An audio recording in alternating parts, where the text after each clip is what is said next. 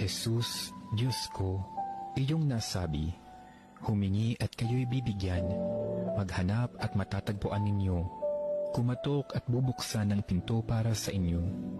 Tunghayan mo po akong nakaluhod sa may paanan mo, napupuno ng buhay na pananampalataya at tiwala sa iyong mga pangakong pinabatid ng iyong kabanal-banalang puso at sinambit ng iyong mga labi. Narito po ako upang hilingin ito.